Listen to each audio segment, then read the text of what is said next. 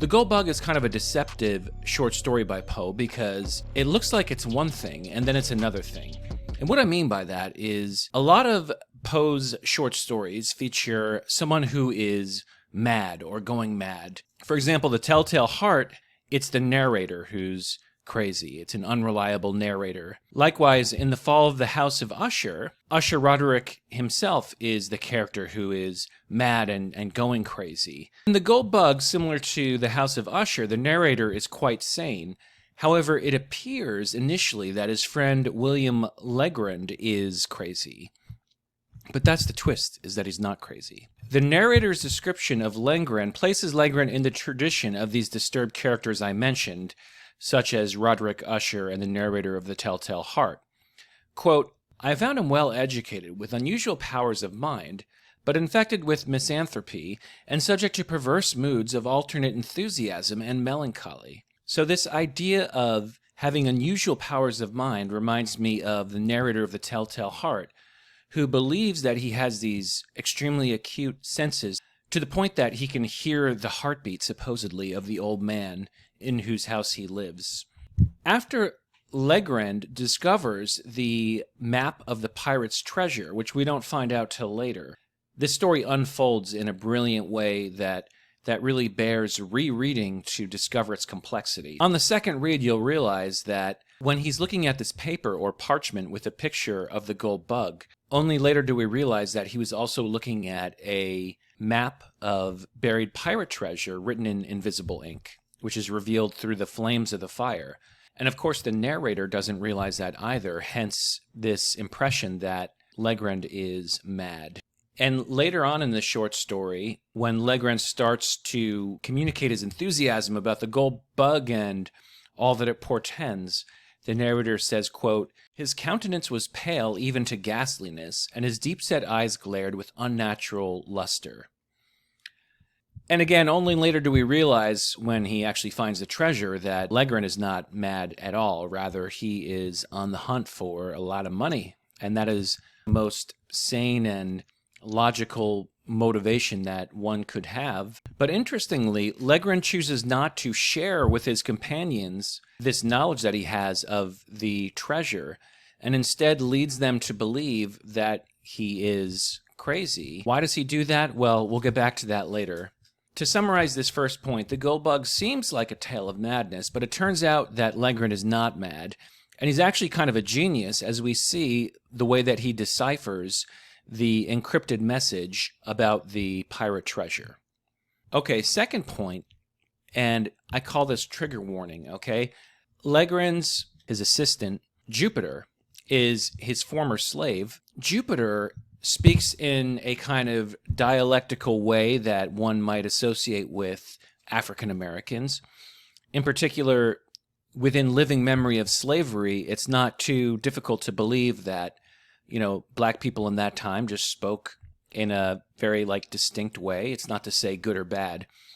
But admittedly, I do feel like Poe means for this to be kind of funny. I don't know if it's, illegal to have a little laugh at someone's expense, but ultimately Jupiter is not a bad character. He's not a villain of any sort. In fact, he's driven by the most pure of intentions, which is just to kind of stick with his old master Legrand and kind of watch out for his best interests, which, as far as Jupiter is concerned, he's doing, because similar to the narrator, he doesn't realize what Legrand is on about. But anyway, nowadays people see this story as offensive because Jupiter does not speak like a perfectly educated person. Granted. Here's from the Wikipedia entry for the gold bug, because let's face it, that's what people are going to read. Quote, "Poe's description of the African servant Jupiter is often considered stereotypical and racist. Jupiter is depicted as superstitious and so lacking in intelligence that he cannot tell his left from his right. Poe scholar Scott Peoples summarizes Jupiter as a minstrel show caricature."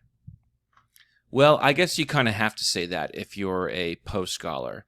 When there's a character who happens to be black and has some foibles, then you have to say that it's stereotypical and racist. On the other hand, it's like, how do they know that this might not be a realistic depiction of someone who is not long out of the institution of slavery, where it's not like there was a lot of literacy amongst the slaves. And so if Jupiter as a character is not especially savvy, but again, nonetheless, is a good person, I think that might be based on Poe's observations of people around him as a Virginian in that time. So according to Wikipedia, it is very offensive, but according to me, it is just a character in a story which is frankly plausible. And, this is not to say there weren't educated black people in the 19th century. Like, take a look at Frederick Douglass, who wrote in a way that is just as elegant as anyone in that time. But of course, Jupiter is not of the same education level as the narrator nor Legren, just by virtue, I guess, of being a former slave, where presumably he's not literate. And at one point, the narrator says when Jupiter visits him, quote, "What fortunate circumstance am I able to attribute a visit from you today?" The narrator asks Jupiter. And Jupiter responds, "What de matter, master?" So this is his ingenuous response. And what de matter is like, say what? It's like, what did you just say? And I mean, it's meant to be humorous because the way that people spoke in the 19th century was so kind of flowery and so extra that when Jupiter's like, huh? In a way we can understand. We all wish sometimes that people would just say things directly. But certainly nowadays, a person of color would not be portrayed in any other light than the very best light. Whereas, a white male, you're free to make him look like an idiot, but everybody else is always, the most smart and the most competent. Edgar Allan Poe should be allowed to have a character who perhaps provides some comic relief, but is also a good guy, such as Juniper. Despite the fact that Jupiter was a former slave, he's quite happy to stay on and assist Legrand, and at one point is referred to as, quote, grinning ear to ear while he's preparing dinner for them. So he seems quite jolly and happy, and I'm sure we can say, well, he shouldn't be happy. He should attack his former master. But I don't know. I mean, maybe the way that Jupiter speaks and his attitude towards his former master are perhaps qualities that Poe observed in people around him in that time. So you can say it's offensive, but I think as an artist, he was just created a character that does kind of feel real. In fact, I would say that Jupiter is analogous to Jim in Huckleberry Finn, and people get very triggered by that character as well, and I've written a lot about Huck Finn. Poe's short story would have been published before Huck Finn, however, so I don't suggest that one is influenced by the other. And this idea that Legrand, as a former slave owner, is now in dire straits, and then he finds treasure, it's kind of like a return to glory in a way that suggests that, Poe might paint a former slave owner as sympathetic. Well, Poe was not really a huge proponent of abolition, by the way.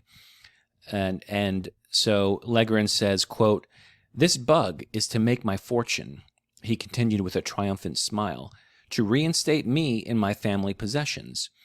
So the story kind of represents a return to grace of someone who, a Southerner who lived through slavery and then was dispossessed of his slaves, which is a good thing, because we don't want slavery. But still, if you look at his arc, it's kind of interesting because you would not see such a person portrayed sympathetically, I don't think, nowadays. So in the conclusion of the story, the narrator tells Legrand, quote, "I was sure you were mad." Because this is when the narrator realizes, oh my God, there actually was a treasure, so I guess I was the one in the dark.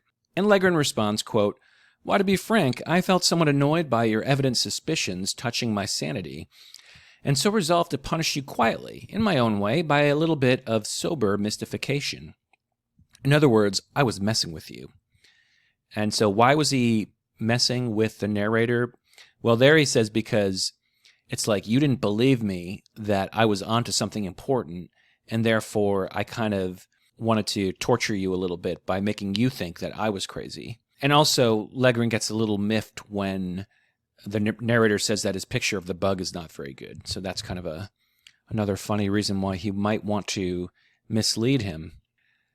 So again, this is different than other Poe short stories. It's more like a detective story rather than a story of, a Gothic story with characters that are mentally disturbed and crazy. I like that twist in it, and that's what makes The Gold Bug really a classic. To put it in modern parlance, Langren was trolling them. But I'm not trolling. My name is Michael McCara. Thank you so much for watching. Like this video if you liked it. And finally, do subscribe